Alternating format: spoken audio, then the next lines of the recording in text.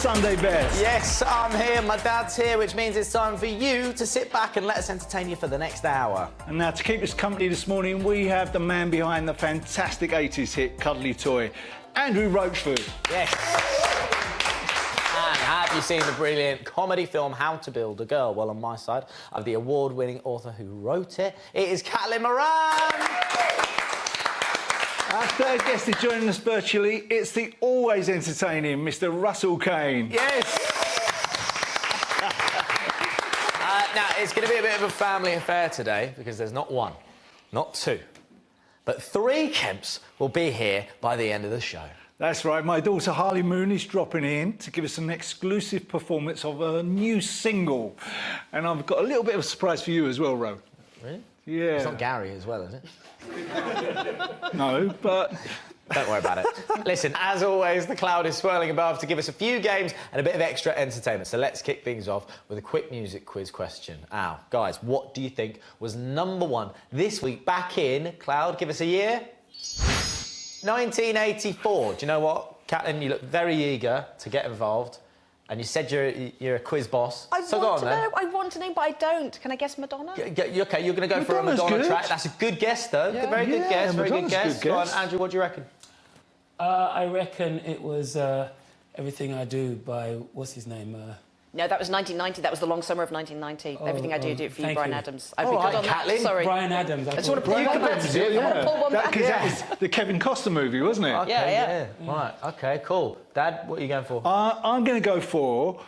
Listen, this is really a hard game, right? But I'm going to go for Frankie Goes to Hollywood. And because I remember in one of the summers, they had #1 and #2. Okay. And they had Relax and 2 Tribes at the same time. So I'm going to go with that. All right. Well, I can reveal that the answer actually is... I just called. Oh, loving it. I love you.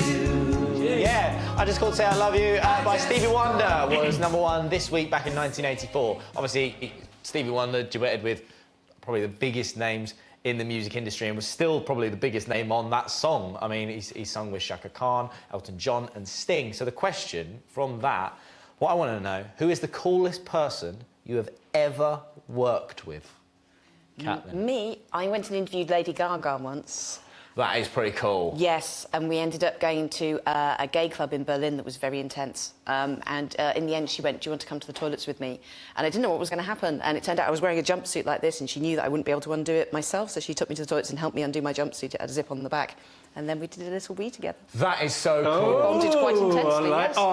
Andrew, that's going to take some beating. Yeah, I'll get my coat, actually. You know, actually, I always think of it's a muso, it's a musician one. Yeah. You know, I've met loads of people along the way, but working with Jeff Beck for me was one of the best. That was because, you know, he's supremely talented and so down to earth. That was a good one for me. Oh, Jeff Beck. That's before your time. I understand the respect. Yeah. Dad, go on then, who do you reckon? The coolest person I ever worked with got to be Buzz Aldrin. Oh, what? Buzz Aldrin, second man on the moon. Well. That is pretty amazing, you've got to say. Yeah, I mean, he claims to have gone on the moon. That's what I just said. He went on the moon. So I don't want to get He's into a it. disbeliever. I don't even want to get into it. Yeah. Anyway, Buzz Aldrin, I thought that's quite a good name. So Buzz Aldrin's yours. Yeah, what about yours? I don't know. I've worked with a couple of cool people. I think I've got. And actually, what about Ed Sheeran tattooed my leg? Worked with Usain Bolt, world's fastest man ever. Queen I worked with. Lionel Messi is on there. Oh, you said an astronaut, right? Yeah. Yeah, I've got 3. One of which, Luca Parmitano, he was actually in space when I spoke to him. Yeah. Yeah. All right, put it away. Anyway, sorry about that. Put it away. Now, when I say Roachford, you think of this.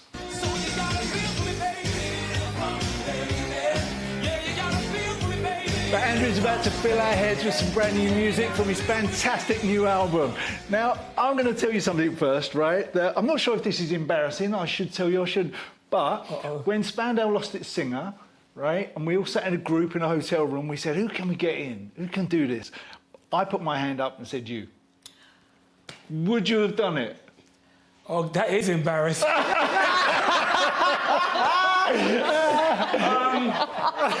And on that day, Angela became the 56th person to turn it down. Yeah, but listen, I absolutely love your voice. I think it's Thanks. just one of the best voices out there. You got a new album, Twice in a Lifetime. That's correct, yeah. Right? But it's got a great sound to it. It's really old school. How Yeah. did you get that? Well, I worked in a studio with a producer called Jimmy Hogarth, who's done stuff like Amy Winehouse, and you know, he had a studio with all this old vintage gear in it, you know. And as soon as I walked in, I was like, this is where it's got to be done. But you also had another one of my favourite voices on your album, and that's Beverly Knight. Beverly Knight. She was on the show a few weeks ago. Yeah, bless her. How did you two get together? Well, you know, we've always sort of crossed paths on the road, you know, various gigs. We've done a few gigs on the same bill together. And then she recorded Cuddly Toy some time back. Yeah. She did her version, which was amazing. Yeah, I've heard it, yeah. Yeah, you know, and it's one of those, she's got one of those voices that, you know, UK soul, she's up there. And so it was a no-brainer, really. I just thought, I got this song, and I hope she says yes. Yeah. And we called her, and she agreed, and she loved the song. And she came into the studio and just killed it. Wonderful. Yeah. We've got a clip, actually. Let's watch this. Take my hand, and all we gotta do is hold on to each other, be there for one another like we used to do. What about going on tour? Are you doing that? Yeah, I mean, I'd love to go on tour, like, now. You know, I've got an album out and we would. everything. Yeah. But obviously, COVID wasn't permitting, but we're going to go out next year. Mate, that is going to be so cool. Now, listen, the one question that I guess I wanted to know is because you got a 1988 hit, Cuddly Toy. Now, non-stop, that song must be mentioned in every single interview that you do. Yep. Does it ever get annoying? I guess when people don't realise that you've got a whole catalogue and albums, you know, like 12 albums or whatever, you know, and some people actually think that you did that and then you retired, you know. But we're working on that, you know. But at the same time, it's flattering as well that all these years later, people still talk about that song in such a great way, in favourable way. I can't knock that, really. Listen, it's a wonderful song, but I have to tell you something. I've got a song that follows me around as well. And it drives me...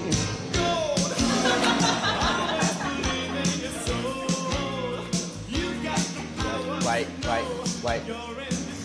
drives me insane. It's a beautiful song. It's gone. It's gone. He's not heard that one before, has he? Honestly, it ruins Christmas and birthdays. Seriously. You also jumped on one of the biggest things to go on throughout the lockdown, Gary Barlow's Crooner Sessions. Yeah, Did you enjoy it? Oh, well, it was probably the most fun I had in lockdown, you know. And I love Gary because he's like real deal. He's a real musician and a real down-to-earth guy. And when I got the call, it was a no-brainer for me that, I have to do it, you know. And it was even more fun than I'd imagined because he's upbeat all the time and, you know. Okay, let's go. All right. It's not bad. So I've heard, right? So this is the thing with the Crooner Sessions, right? So we've asked a couple of people. We've had a few guests in that ask about these sessions, and they say that Gary sends over a video of himself singing his part, and then you have to film yourself singing the other part. But are you nervous? Is that right, or did you film yours first, or he filmed his first? I filmed mine first. You filmed your first. We're giving away trade secrets now. No, but people were saying because I think Ella Henderson said to us, she said, well, at one point he goes, love that high note, Ella, and she starts going, oh God, I've got to go to a high note. Here we go. So you were lucky, you got the first dibs. Yeah, I got first dibs on that. So yeah, no pressure there, no pressure. I love that. I know, I really love it. Now, another story that I couldn't quite believe, and I couldn't quite believe it, but for some reason we hear this quite a lot, is that when you first played the song to the label weren't necessarily sure about this track. Why was that?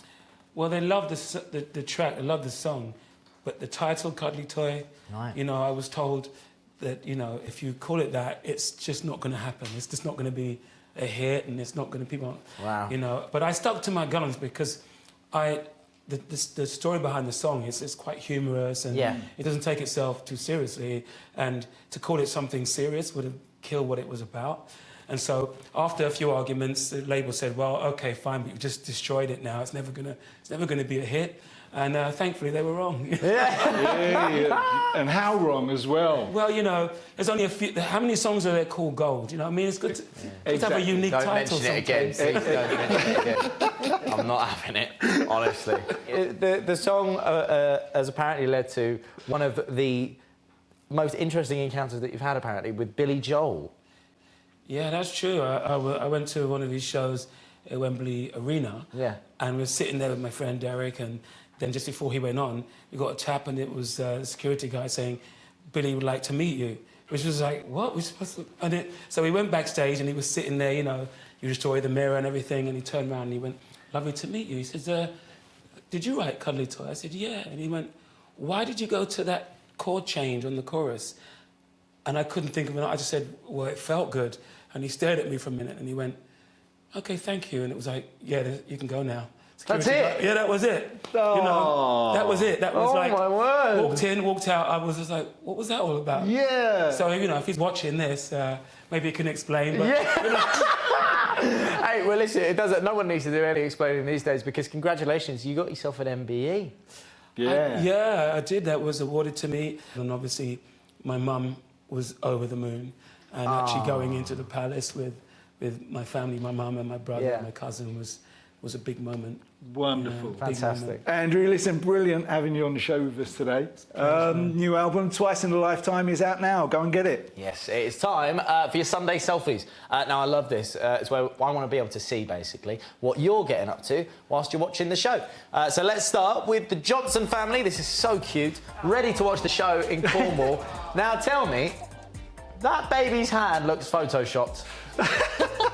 That is such a good hello from brilliant. The baby. With the smile.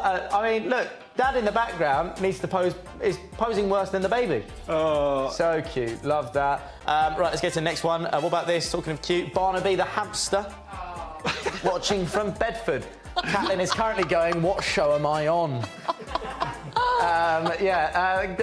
To be honest, it's just a hamster watching us, Dad. What do you reckon? Yeah, good. Yeah, next one. All right. Linda from Derby has sent in this amazing drawing of both of us. Very good. So it should be on King of the Hill. What do you think? I'm not saying it, bro. Harry, what do you think? I'm not saying it. Oh. What do you think, It's Catelyn? very good. It's I very think good this is the drawing. start of an animated series. About Yeah, music. This is the artwork. I hope That's I'm where seeing it that. No, starts. but listen, It honestly, really does. that takes a lot of work. So thank you Yeah. so much. We really do love it. And if you want to send in a Sunday selfie shout out, then just drop us an email with your photo to sundaybest@cactustv.co.uk. So we're going to be taking a quick break, but hang around because we're going to be talking to the wonderfully witty and wise Catelyn Moran about her latest book. Yes, and comedian Russell Kane is checking in before we round off the show with a little bit of a family session. We'll see you in a few minutes.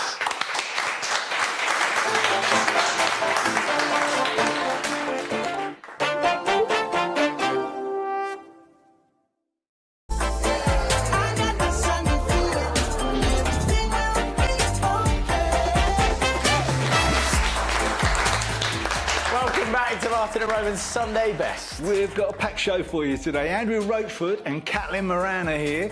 A little bit later, we've got comedian Russell Kane who's dropping in. Yeah, plus there might be some proper sibling rivalry because my sister HarleyMoon is going to join us to talk about music and take me on in a game. Yeah, you know, it's going to be just like Thinks Christmas she can afternoon. win. She's not. Christmas afternoon at the Kemps, that's what it'll be like. Yeah. Christmas 2002, Harley. Where I beat you at Crash Bandicoot. Remember that one? Anyway, in 2011, Catelyn Moran wrote her incredibly influential, award-winning book, How to Be a Woman. And now she's back tackling more massive issues in her brand new book, More Than a Woman. Catelyn, it's such a joy to have you here. Oh, thank you. Is it nice to see someone like holding it and like having it and it's finally here? Because obviously these things must take... I mean, you write for fun. Yes. So, I mean, how long does it take for you to actually write a book? This is the first time I've actually seen someone hold it. This is very nice. Oh. I'm so glad it's you. And I've got Martin in the background. And Andrew Roachford there. This is great. I'm going to take a selfie now. Ka-ching! In my mind. No, it's great. I mean, when I wrote the first one, How to Be a Woman, 10 years ago, I was pretty sure that, like, that was it. I was done. I'd had the difficult part of life. I'd had my teenage years. I know what they're like. Yeah. Early 20s, it's all just messy. You're a hot mess. And I got to 30. I'd had 2 kids. I'd got them to school. And I wrote that book going, I've now solved all of life's problems. I put it in this book and I am done. And now all I have to look forward to is a glorious middle age that I think will be elegant and relaxed, and I'll wear a pair of linen trousers and go for lovely long lunches with my girlfriends. Then I got to middle age and realised there's all the middle-aged ladies here laughing, going, yeah, it's not like that at all, right? Like, because you realise that when you're younger, the luxury that you have is that your problems are your problems. It's the messes that you've made in your life. You get to middle age and your problems are everyone else's problems. Yeah. Your parents are getting older, you've got to look after them. You've got teenage kids you've got to look after. You've got friends who are starting to get divorced. And you're just in the middle of it as a reasonably sorted middle-aged woman, just kind of holding the threads of society together with your hands, like some kind of fifth emergency service. So once I realised that that was what happened and I lived through it, I was like, why does no one write a book about middle-aged women? That's funny. I will do that, and gave myself a job. I mean, it is, as you mentioned there, it is an ode to middle-aged women, as you mentioned. You must receive the most amazing messages. Well, it's what I realised is because I do these big tours and the signings go on for 3 or 4 hours, and at the beginning I was meeting all these really troubled girls and they'd be crying and shaking and stuff because I'd written about the troubled younger years. And then over the last 10 years, it's been more and more middle-aged women, and instead of them sort of running towards me and hugging me, they come towards me and they're apologising. They're going, oh, don't take yourself with me, I'm too fat, I'm too tall, I'm too boring, I'm so sorry I've taken up your time. Right. And middle-aged women have so little self-esteem and so little self-respect because you don't see movies about keeping a marriage together for 25 years, and you don't see TV series about raising kids, and there aren't even any uplifting disco singles about doing a really good household roster, even though you've got a really bad back. So it's like, I've got to celebrate these women and have it so that next time they come towards me, they're going, yes, I am proud to be a middle-aged woman, and they come towards me. And so already the messages that I've had have been amazing, but the best one so far, Hugh Laurie last night tweeted me going, tweeted everybody, just going, everyone, you have to read More Than a Woman. You've just got to do it. Oh, lovely. That's cool. I mean, so Hugh Laurie, but then you had a message from Selene Henry, didn't you? So when I was 13, I was taught at home by my parents, didn't go to school, and at 13 I was like, I've got to get a job. What job shall I have? So I applied to Comic Relief as their managing director. At 13? Yeah. Of course you did. I was like, just see what happens, give it a go, throw your hat in the ring. And I got this letter back on Comic Relief notepaper from Lenny Henry going, look, this job is too boring for you, but I'm sure you're going to fly like a comet through British society. And it rewired my head, because like someone famous had thought about me for 30 seconds. I was like, maybe I will fly like a comet through British society. So that's what I like to do when I meet people who like me. I like to hold them by the shoulders and go, you're amazing. Like, you've got such a great air about you. I think you're going to do something incredible. And you can see their brains rewiring a bit. It's magic. That's I such a love nice that story. positive mental energy. Yeah. Is what it's about. You know, in the book, though, you talk about your daughter's eating disorder. Yeah. Was it difficult to talk about? Well, the problem is, like, for that generation who've got it, and first of all, I have to say she's completely recovered now, and she told me to write about it, and she said, you've got to write about it, because for my generation, young kids, we don't see any shame in mental illness. We'll talk about it. It's your generation that's got the problem with it. You were brought up thinking it had to be secret, or you know, it was your fault. And she was like, you've got to write about it, and, like, help other parents learn that, like, because I realised that the biggest mistake I made as a parent is I was scared of her being sad. Like, so I was like, I'll try and jolly her out of it, like, let's play Buckaroo. Yeah. Or I'd try and rationalise her out of it, like explain to her why she needed to eat. I'd get angry, I'd shout at her. And in the end, I realised I just needed to sit with her and go, I can see you're sad. I'm not scared about that. We're going to sit together until you are better. Yeah. Oh, mate. Well, listen, I mean, there's been so much big news for you at the moment. I mean, not only have you got your book out, you've also got a film that obviously was from the first novel, How to Build a Girl. Did you always want it to be a film, or Yes, and it's great, because now when I think of my teenage years, instead of my actual teenage years, I just see the film instead, where Beanie Feldstein from Booksmart and Lady Bird is playing me, and it's so much better than the reality was. And I managed to get all my heroes in it. I've got Michael Sheen in there, and Lily Allen, and Mel and Sue, and I mean, I love them all, but the biggest get, I guess, was Emma Thompson. And it's hard to persuade Emma Thompson to be in a film, so I explained to her... That's amazing. I know, I was gonna right? say. Dame Emma Thompson. Yeah. And I explained to her that when I was a little girl, I had posters of all my heroes on the wall, and she was one of them, and I loved her so much. And then when I was 16, I was asked for my first job interview in London, and I was so scared to go down, and I was like, I need some bravery and courage. So I took the picture of Emma Thompson off the wall, and I ate it. What? I ate it. Sorry, say again, you ate it. I ate a picture of Dame So Emma you Thompson. could kind of swallow her Did you tell- energy. Oh, yes. It's a bit like Highlander. You get it. Martin gets it. Right. Yeah. Highlander or Texas Chainsaw Massacre? Yeah. No. Either or, it works. I was powered up and I had the energy. I had Dame Emma Thompson inside me and I got the job. So when I was asking her to come in the film, I explained this in a letter to her, and I thought it'll go one of two ways. She'll either say yes, or I'll have a restraining order out on me. And thankfully, it was the first, and she came and played basically God in the movie. That's unreal. I mean, That's a lovely story. Your next story is going to be a sci-fi with a twist. Yeah, well, I figure most sci-fi that I've read is quite downy, isn't it? It's usually about the future. Future is bad. Technology is bad. And I was like, and I think mainly because it's men write it, and I'm like, I want to write something about the future that's brilliant and funny and awesome. So it's about women of my age, or the single friends that I know, say that they find it very hard to find a husband. So it's 2 years in the future where women start being able to make perfect robot husbands. Wow. So it's just funny, like, what kind of man would a woman make, and would that work? It doesn't work out at all, but yeah, just amusing. It's basically like Weird Science, but for girls. Very good. And Mum, just to let you know, it's not real. Doesn't exist yet. Doesn't exist yet. Thank you so much for coming on. My pleasure. Caitlin, love you, mate. Right. Caitlin's book, More Than a Woman, is out now. It's time to play our first little game. Caitlin, you're going to be on my side. I'm ready. Andrew, you're going to be on my dad's side. Yep. Now, as always, we need a judge, so let's welcome back one of our favourite referees, Granny Moran. Hello, Maureen! Hello. So good. You OK, lovely girl? I'm very well, thank you. Good. OK, well, listen, Maureen is going to be keeping tabs, and it's time to play a game called... Let me introduce you. So, Caitlin and Andrew, this is how it's going to be working, OK? You'll be glad to know it is pretty straightforward. The cloud is going to play the introduction to a song, and the first of us to recognise what it is buzzes in. OK? So, I mean, test out your buzzer. That's yours, Andrew. Perfect. Dad? OK. Let's buzz in with our guesses as quick as we can. The team with the most correct answers wins, and as always, Granny Judge is going to keep the score. All right? OK, so let's play. Can we have the first one, please? Oh, Caitlin. It's Freedom by George Michael. Freedom 90. Michael. Freedom 90? I'm afraid that's not the answer. It's not the answer. This was it.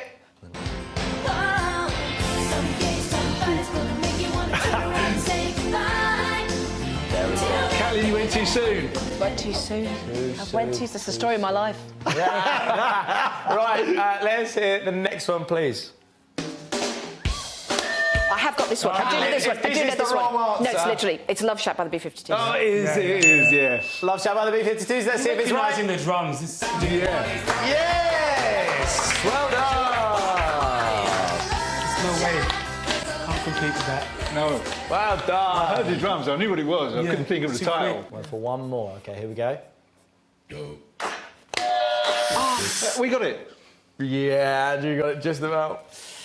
Oh, that's Bruno Mars and Mark Ronson, and I'm trying to remember the name of the song. Oh, my God. Oh, you're on my team, by the way. This team knows. This team knows. Yeah, but what is it? I can't remember. No, I don't know. I can't think of it. OK, time out. Bruno Mars.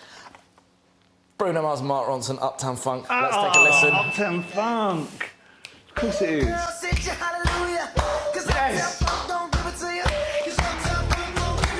Very good, very good. Well done. Good game. Good game. Great song. Well done, but let's find out who officially won with Granny Maureen. So, Granny Maureen, out of that, what's the scores? Roman's team won that one. Yes, It's a fix. we did. Yes, we did. You gave me half of it there. You gave me half of it, I know. Double agent. Yeah. Everton, we've got to take a break, but don't go anywhere because the hilarious Russell Kane is about to join us, and we're having a little bit of a family session because my sister, HarleyMoon, is going to come on to give us an exclusive performance of her brilliant new song. I'm not just saying that because she's my sister. It's genuinely the best thing I've ever heard on this planet. By the way, this is HarleyMoon writing this, and Mum and Dad wanted me to tell you that despite what you think, I'm the favourite child. Love you, Ro. Bye. See you soon.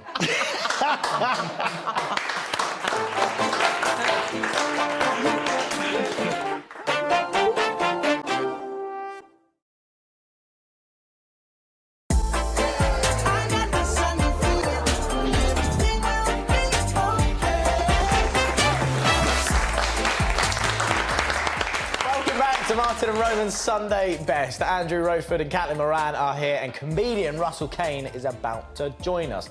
But first, if you're looking for some what to watch inspiration, then we can help you out in...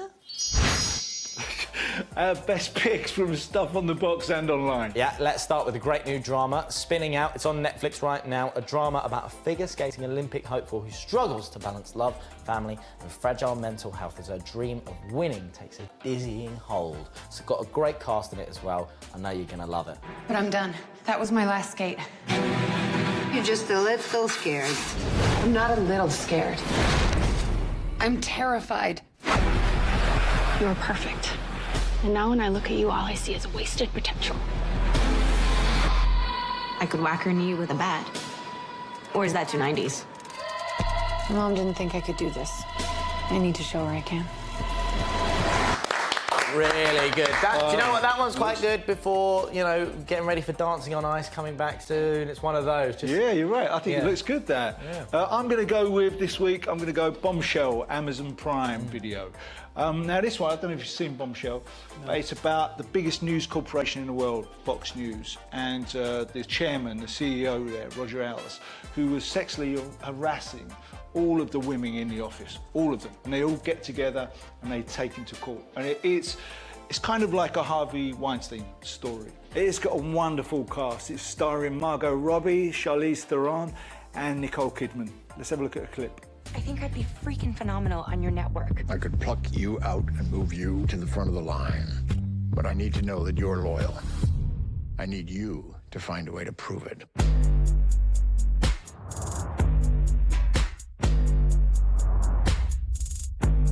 You know why Roger's got that door blocking his office. Someone has to speak up. Someone has to get mad. Fox News star Gretchen Carlson dropped a major bombshell today. What is she doing? This could kill Fox News. Oh, fantastic. OK. Time for something a little bit scary. Des. You can catch up on it on the ITV Hub. Des is a true crime drama focusing on one of the most infamous criminal cases in UK history. Dennis Nilsen, known as the Kindly Killer. Nilsen was a local civil servant who spent 5 years murdering boys and young men he met on the streets of Soho. The whole thing is in 3 parts. David Tennant's in it, and it's absolutely gripping. Andrew, what is your recommendation for us? My recommendation is Away, starring Hilary Swank. It's about the first astronauts to be sent to Mars. And first of all, it looks great. I'm a big sci-fi fan, but it's not just about that. It looks great, and I think they've gone into the scientific details to get it right. They've done their research, but it's actually about each astronaut has their own unresolved issues with their family back at home. It looks unreal. It's on Netflix right now. Caitlin, what about you? I'm going to passionately advocate for I Hate Susie. It's on Sky and Now. It's got the always luminous Billie Piper playing a former teen star who's now going through a difficult time in her career.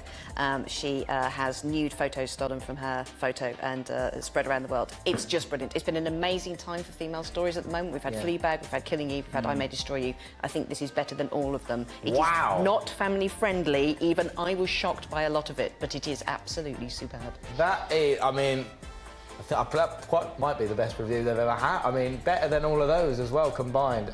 Billie Piper as well is phenomenal. She's the best. People absolutely love it. Dad, you watched that one? Oh, absolutely. I've seen it, yeah. It's brilliant. It's BAFTA worthy. Absolutely. It'll get all the BAFTAs next year, quite rightly. Well, hopefully that's your TV viewing for the week ahead sorted. Now we've all heard the phrase, like father, like son, but that was something that was never said in the Russell Kane household. Now, when Russell was growing up, he said that he was so different from his dad that he's now ended up apparently taking a DNA test to find out if they were ever really related. Russell joins us right now. Russell, hello, and I guess my first question is that true? Well, no, I think it'd be more accurate to say I was doing like a DNA test just for curiosity anyway on one of those websites. And as I opened it, I thought I would not be surprised if there was some disconnect between the sort of silverback, 16-stone shaven-headed alpha male, knuckle-dragging, weightlifting, BNP voting bouncer from Essex and me. But you must still have such a nice relationship with your parents. I mean, what growing up, were they someone to push you into books at all or into reading? It wasn't like a deprived childhood. There's no violin for me to write a 2-volume autobiography about. But it was just a different world. My mum was a young mum. My nan was 15 when she had my mum. There was no books in the house. It was the diving manual, microwave cookbook, holiday to Menorca, home. And I had to pick it all up again at 18. And I was like, no, I'm going to turn my life around. And academically speaking. You made everyone belly laughing with your popular series, Caning. There's so much energy in these. Is there ever a point where you're like, do you know what? I'm not actually this upset by this. Yeah, a lot of the time it's sort of theatrical outrage for economic purposes. I mean, you can't really take... For example, one of my best viewed rants this month is a rant against winter duvets. I'm obviously not like a radical activist against thick-topped duvets. That was theatrical anger to drive metrics. However...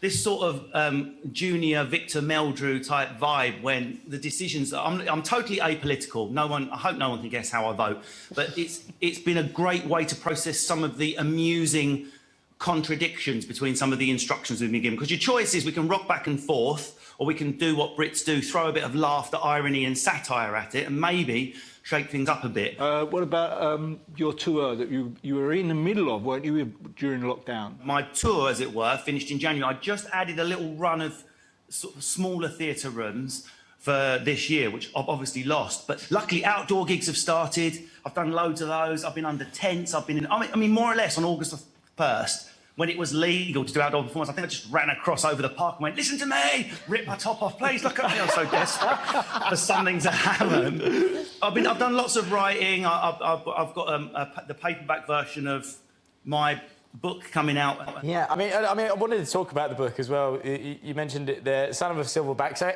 this has been out. It's been out for a year, and you've gone from a hardback to a paperback after a year. So I mean, because obviously you're supposed to do the paperback a bit sooner than that, but as your other guests in the book world will know, there's no point in doing your paperback launch when you can't do any PR, you can't do any book talks. Because I've got the public speaking thing, I want to go to bookshops and entertain people, so I've delayed it a bit. One of the things that we saw in there, and the one that people really love, is an anecdote about you coming out as a vegetarian to your dad. My old man, literally Dave from Essex, literally, it was all about the Sunday lunch, the roast, the meat, the protein, the gains, the guns. He used to have his shirts specially made, tailored, trousers that split at the thigh. He used to tell me when I was about 12 with like one hair in my chest, that was the total puberty I'd experienced. He used to say the birds used to come up me, boy, just to touch me, just to check if I was real. They couldn't believe I was real, boy. And he was just this god before I knew any better. And it was so much... I mean, when I got to sort of my teens and my 20s, I'm trying to express myself. I went a whole week with, like, pushing lamb around the plate. And then in the end, I sort of told my dad, and it was... Do you know what he said? His first words were, who did it to you? Who did it to you? Isn't that interesting grammar? Well, listen, Russell, thank you so much for coming on to the show. Russell's book, Son of a Silverback, is out now. Let's hear it for Russell, everyone. Thank you very much. Fabulous. Thank you for coming on, man. You know what? And thanks also to Caitlin Moran, who wish you every success with the book, and Andrew Roachford as well. Good luck with the album and with the tour. Now, after the break, it's a Kemp special. It's my daughter HarleyMoon coming on to share some of her brilliant new music. I'm playing a game with Ro that is definitely going to spark an argument. Because that's how it is. I'm not saying anything, I'm focusing. See you in a few minutes.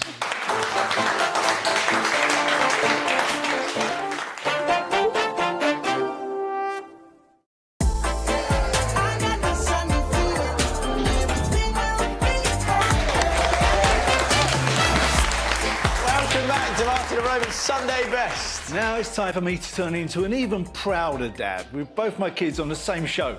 Please welcome my wonderful daughter, it's HarleyMoon. Yes. Yeah, basically, because she's my sister, has to come on, steal the show. It's just how it goes. Ro, just don't get jealous. All right. You've got to share some of it. It's the only one time I've been on. I know. Yeah, you've got to share some of it. Just getting used to it. I'm just getting used to it, that's all. Before we talk about your lovely new song, we want to talk about the theme tune that you wrote for us, OK? Let's have a listen.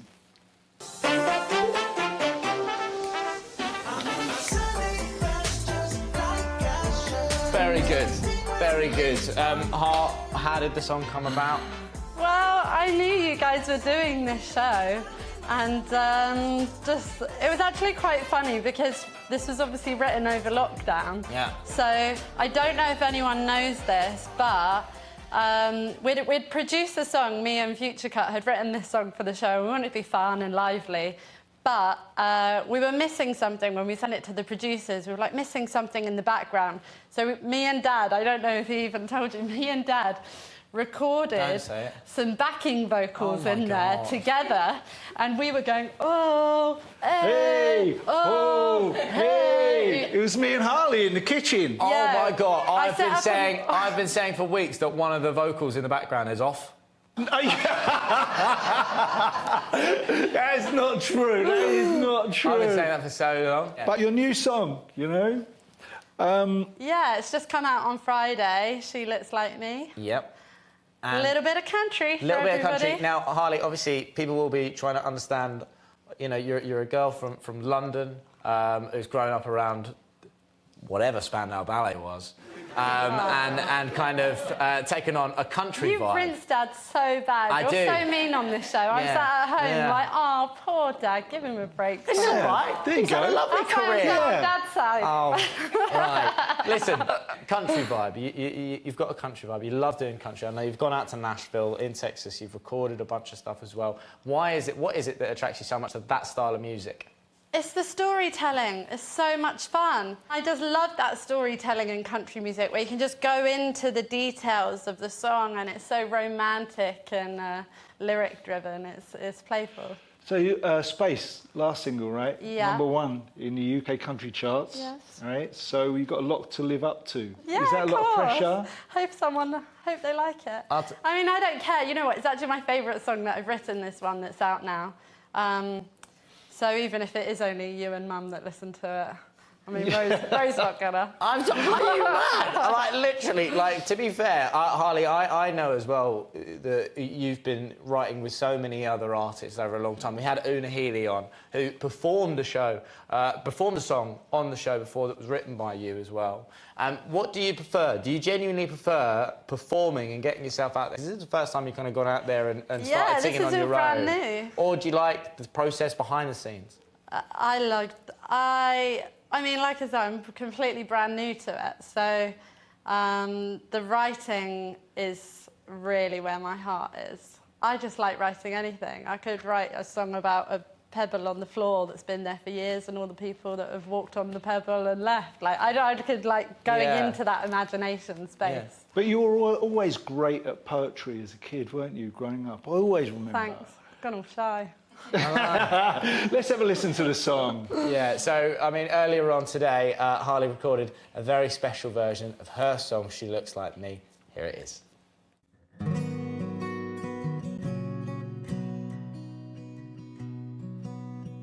Changed the room when she walked in.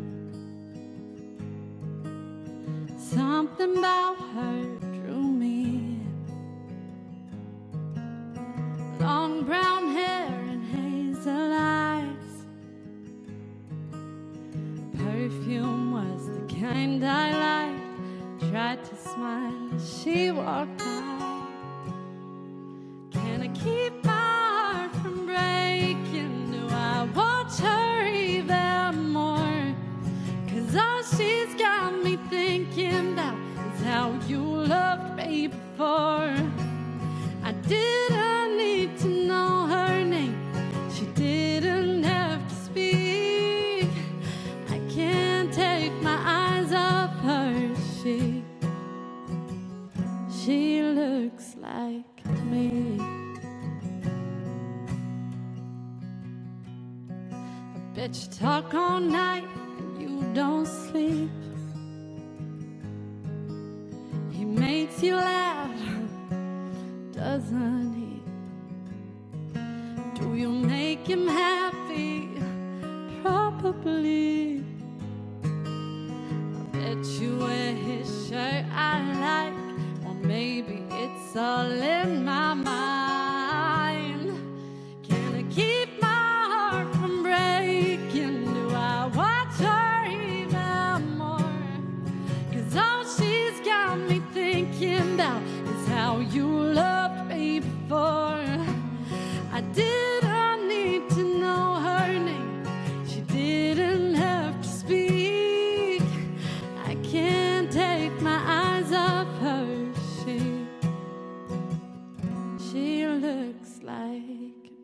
me. HarleyMoon, that's absolutely lovely. Thank you so much for coming on and doing that for us. And She Looks Like Me is out now. Yeah, now it is tradition on this show that we finish with a game. As my sister is here, we might as well batter out to guarantee that I'm the better Kemp kid. Actually, Harley, you're going to be playing along with me. Oh, no. Roman... Please, sorry, Dad. Roman doesn't have another teammate, right? No. So I think it's only fair we bring someone on. Now, it's someone that he has loved all his life. Very special person Oh, to my him. God, it's Selena Gomez. You know he's a mummy's boy. Well, I've got the boy's mummy. It's Shirlie.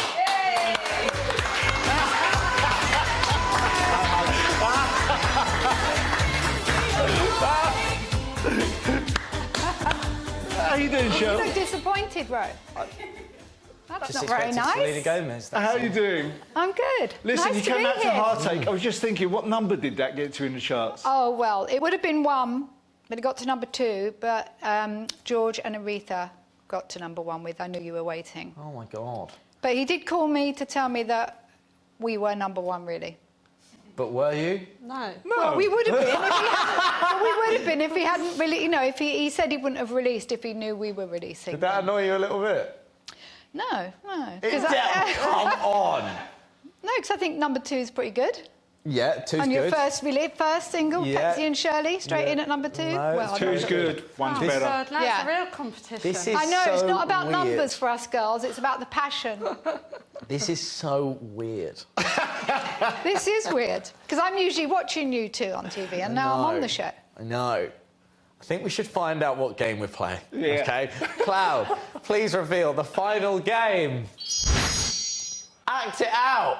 I love Okay. this game. Right, now, the Cloud has provided me and my dad with a list of songs that we have to act out to our teammates. And the team that guesses the most right obviously wins. We have 45 seconds each to act out as many as we can. And Granny Moran, she's still there. She is keeping score. Dad, you're going to go first. Yep. Your songs are by all male groups. You're already standing up. What? I haven't even said go. All right. All right, go. Right.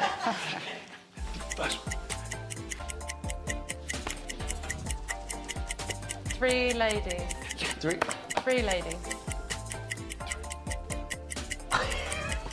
3 extra. Come on. Extremes. No! No! Next one. No, all right. You can pass, Harley. Candle. A candle flame. Oh, what am I doing? I don't know. I'm lighting the match. The worst campfire I've ever seen. The camp. Oh, forget that one. Next. Heart. 1 love. Yeah, we've got it. Well done. God, have you got one more? One more now. You run out of time. What was the match one? Relight My Fire. Oh, yeah. So Harley did really well there. Yeah. I think I'm up next. Ro, you are up next. Can all I- right? And all your songs are based around all girl groups. Okay, all girl groups. Yeah. Okay. Well, I mean, the thing is that I was going to act out my ones, but I think that because we've got both the parents here, I think that, and Dad, you did so well showing Yeah. Harley the charades. I think, Mum, you should show me. You want me to act? Yeah. So the songs are there. The songs are there, so stand up. You got 45 seconds to act them out. I may have to put my glasses on for Okay. this. Put your glasses on. You ready for this? Are you guessing the song or the group? Both. Okay, so give me Yeah. the group first and then the song. You ready for this? Yeah. Your time starts now. Oh, I know the dance already. It's stop. Spice Girls. Yeah. Spice Girls. Yes. Go on then. Next one. Scream and shout. You're a fish. I know this one. You're a fish. You're a spotted fish. You're screaming. Scream. Yeah, you. Yeah. Move on. Jump. I don't know who it is. Move on. Last one. Come on. Yeah, you. Yeah. Mum and dad. Love. You and Partake Pepsi and Shirlie! Yes! Oh, well done. Well done, you did really good. All right, good. Moran, who won, me or Roman?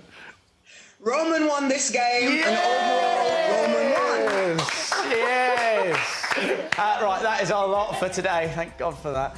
If that's not enough for you, you can watch the whole show again on the ITV Hub. We're back next Sunday with actor, comedian and author Ben Miller, Radio 1 presenter Chris Stark and The Chaser, Jenny Ryan. Thank you so much for spending your morning with us.